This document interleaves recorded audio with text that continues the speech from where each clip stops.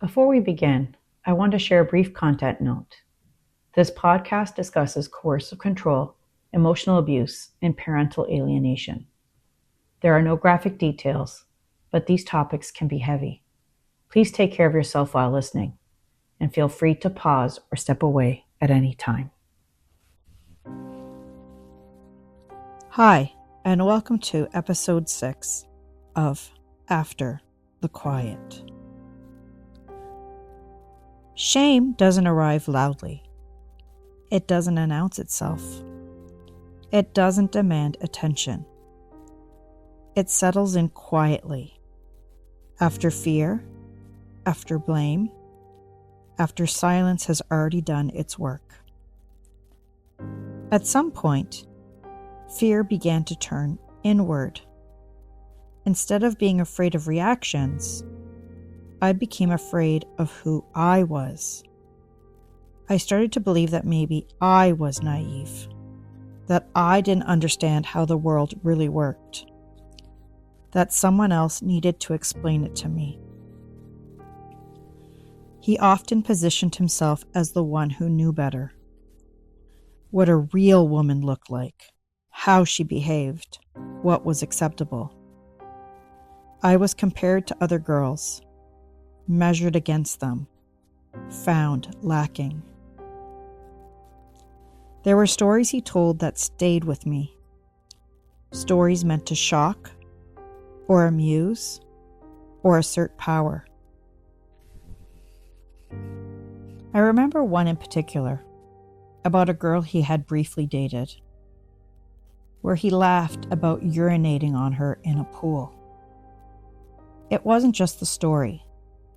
It was what it implied. That respect was conditional. That humiliation could be funny. And that being seen as naive made you vulnerable. I was often reminded that I was book smart, but wouldn't survive in the real world. That without him, I wouldn't manage. That I needed guidance, correction, supervision. So I became quiet. Not just strategically, but fundamentally.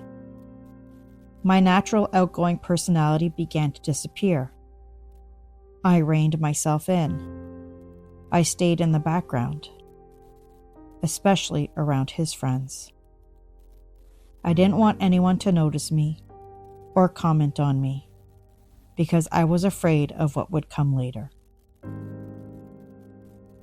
I used to tell my mom everything, but slowly I started filtering, editing, withholding.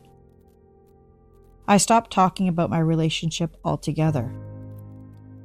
He had made it clear that this was our relationship and that no one needed to know what happened between us. When people expressed concern, I protected him. In public, he could be fun, outgoing, charming. That version of him existed, and I believed truly that if I were better, if I didn't upset him, if I tried harder, I would get more of that version. There were experiences early in the relationship that carried deep shame for me. I had grown up with certain values around intimacy, values that mattered to me.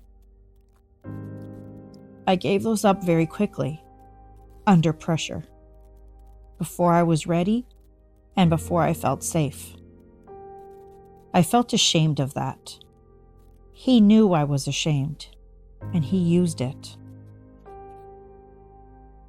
I was taught to believe that my worth had already been diminished, that I was less valuable now, less desirable, that I should feel grateful to be chosen at all. That message settled deep, and once it did, it didn't need to be repeated. I carried it myself.